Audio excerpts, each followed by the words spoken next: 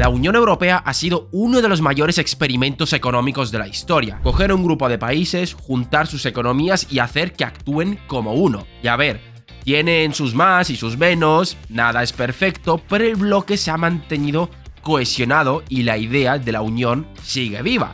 Pero bueno, esto no es el tema de este vídeo. Latinoamérica trató de crear su propia unión y el proyecto que inició este intento se coronó como Mercosur. Pero en este 2026 creo que puedo decir, sin temor a equivocarme, que el proyecto ha sido un absoluto fracaso. A primera vista podría parecer que el Mercosur tenía muy buenas condiciones para poder triunfar. Uno de los grandes problemas de la Unión Europea siempre ha sido el del idioma. En el caso de Latinoamérica esto no existe y os puede parecer una tontería, pero si lo que quieres es crear un mercado donde las personas se desplacen libremente, esto de aquí es crucial. Ahora bien, para crear una unión de este estilo se requiere de algo más que un idioma común. Y es que como vamos a ver a lo largo de este vídeo, el Mercosur solo se ha quedado en el quiero. Los países no han hecho nada para que esto salga adelante y en estos momentos la alianza está prácticamente muerta. Y en este vídeo vamos a analizar cómo se llegó a esta situación. Así que, no me enrollo más, poneos cómodos, ¡que empezamos!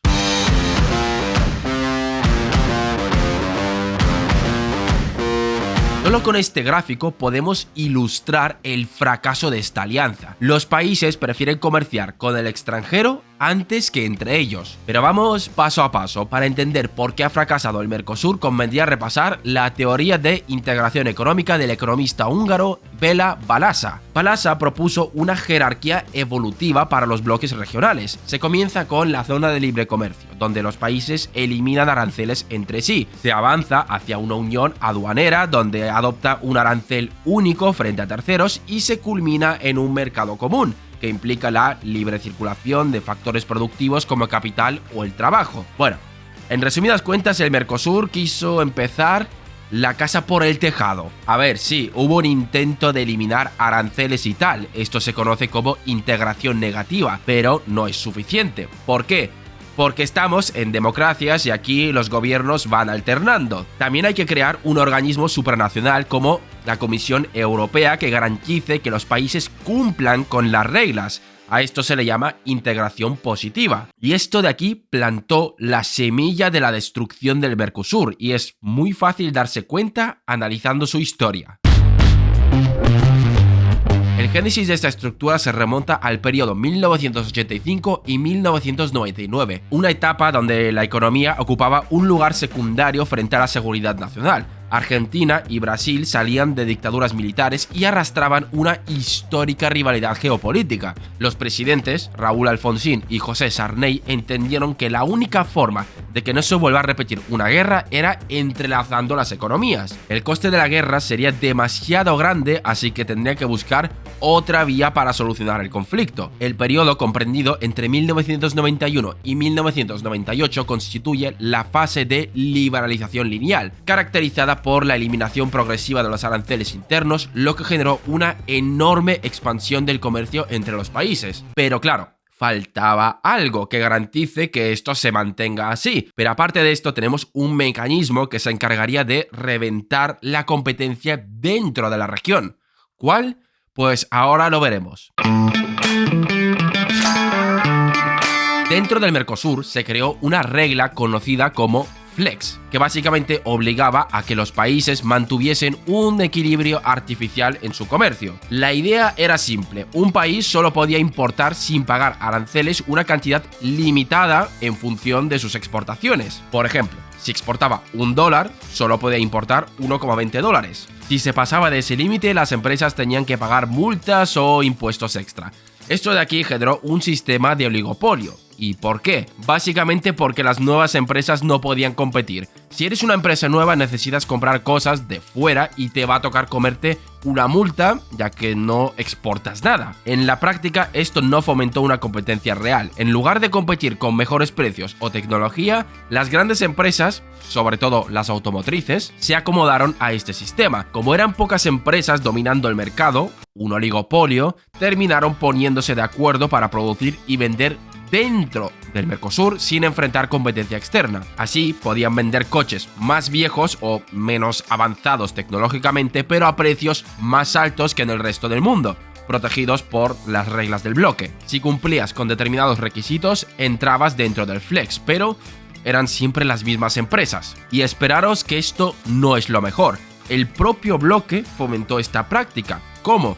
Poniendo aranceles de un 35% a los coches comprados en el extranjero, pero aranceles más bajos a las piezas necesarias para producir coches. ¿Hace falta que explique el negocio que se puede montar con esto? Comprar barato y vender caro. Este esquema de industrialización por invitación regional creó grupos de interés poderosos que paradójicamente se convirtieron en obstáculos para una integración más profunda. Todo el crecimiento que hubo por la apertura comercial era falso. Sí, las empresas facturaban más, pero el valor añadido apenas crecía. Pero esto no es el peor error de diseño del Mercosur.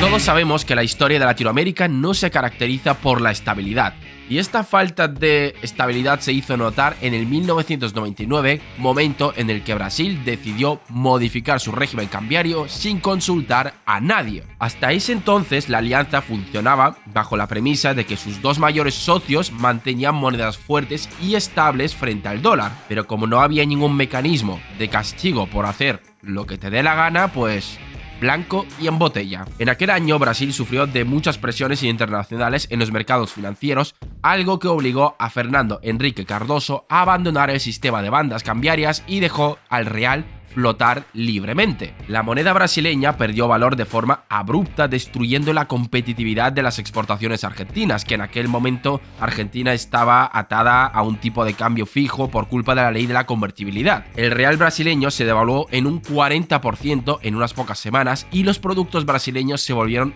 relativamente más baratos, pero los productos argentinos se volvieron prohibitivos para los compradores de Sao Paulo. Las exportaciones de Argentina hacia Brasil se desplomaron en un 28% en ese año, transformando el superávit comercial que tenía en el país en un déficit. ¿Cómo respondió el gobierno argentino? Proteccionismo. Diseñó licencias que detenían los camiones en las fronteras bajo pretextos administrativos. Y todo esto terminaría de estallar en el año 2001. ¿Por qué? Crisis de convertibilidad en Argentina y el abandono de la paridad hundiendo el peso. Esto debió haber sido la muerte del Mercosur, pero de pronto apareció El Salvador. Y no me refiero al país, me refiero a China.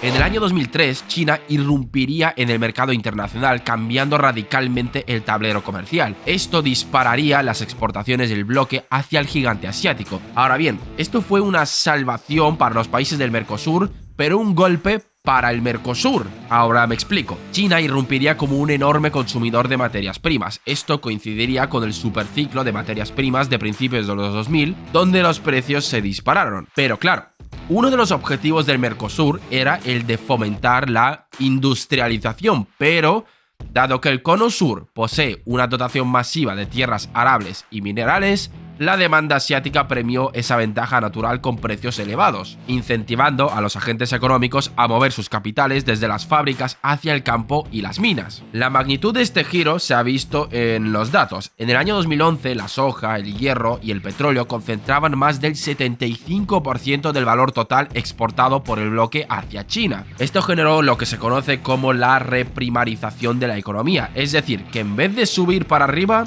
van hacia abajo. Claro, como la rentabilidad inmediata estaba en los recursos naturales, todos los capitales se fueron para allí. Aparte de esto, la entrada de divisas fortaleció la moneda, perjudicando aún más al sector manufacturero. Pero aparte de hacer que las economías abandonen su idea de industrializarse, también ha roto con otro de los grandes objetivos del Mercosur, que es el de comerciar entre ellos. Y mientras tanto, los gobiernos locales se aprovecharon de los ingresos extra, pero no para hacer lo que se necesitaba. Todos esos ingresos extras se usaron para ejecutar programas públicos que contenten a la población, y no se invirtió en infraestructura que pueda mejorar la comunicación entre el bloque. Es decir, ya en la primera década de los 2000, los países se olvidaron de los objetivos del Mercosur, pero es que los problemas solo habían empezado.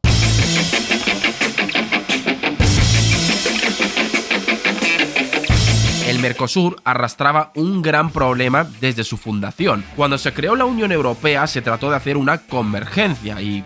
¿qué es esto? Básicamente igualar a los países ricos con los países pobres, porque si no se hace eso, los únicos beneficiados serán los ricos.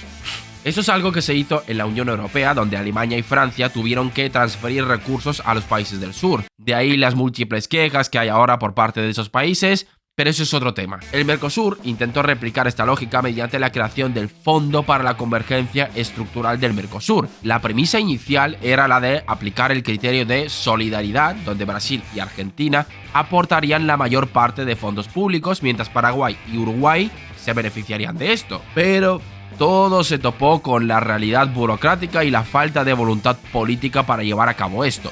A diferencia de los fondos de cohesión europeos, que movilizaron porcentajes enteros del PIB comunitario, el FOCEM nació con un presupuesto raquítico y procedimientos de aprobación laberínticos. La ejecución de los proyectos sufrió retrasos crónicos, transformando la promesa de convergencia en una fuente de frustración para los socios menores. Y todo esto se vio agravado cuando se incorporó la oveja negra de Latinoamérica al bloque. Venezuela se incorporaría como miembro pleno en el año 2012 y la entrada no carecería de polémica. Se formalizó en una cumbre donde se suspendió a Paraguay tras el juicio político al entonces presidente Fernando Lugo. Y bueno, ¿qué os voy a decir? Venezuela no era un país caracterizado por la prosperidad en aquel entonces. Es como si la Unión Europea hubiese dejado entrar a Grecia cuando estalló la crisis, no antes. La presencia de Venezuela y la politización de las cumbres presidenciales desplazaron la agenda técnica. Los discursos se centraban en la alineación ideológica mientras las barreras comerciales se multiplicaban. Venezuela jamás internalizó las normas sobre derechos humanos ni el cronograma de eliminación arancelario, lo que culminó en su suspensión definitiva en el año 2016. Esto dañó la reputación del Mercosur como entidad legal seria ante la comunidad internacional.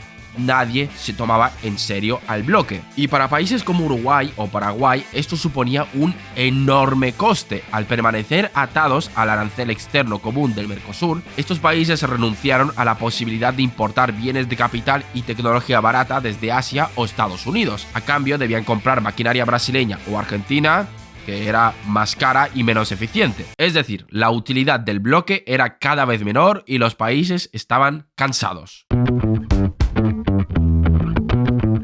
La falta de inversión en infraestructura funcional ha hecho que los países no tengan los incentivos para comerciar entre ellos. Pensad en la Unión Europea. Los países están bien conectados entre ellos por todas las vías. Por tanto, un arancel cero es un muy buen incentivo para que el comercio se produzca entre el bloque. Pero en Mercosur las cosas son muy distintas. Acordaros de los vídeos que hemos hecho hablando de los proyectos de infraestructura que buscan conectar las regiones. Precisamente porque intentar transportar las cosas de un lado para otro es un dolor de cabeza. Todos los ingresos que se consiguieron a principios de los 2000 se usaron para hacer política, dejando las infraestructuras en un estado paupérrimo. Sale más barato comerciar con China o la Unión Europea a pesar de comerse un arancel más grande. Sumando a lo que ya hemos dicho, aquí cada uno hacía lo que quería. Uruguay ya se cansó de esa situación y empezó a negociar con China en el año 2021. En ese año, el gigante asiático absorbió cerca del 28% de las exportaciones de bienes uruguayos, consolidándose como el principal socio comercial. Para que os hagáis una idea, Uruguay pagaba cerca de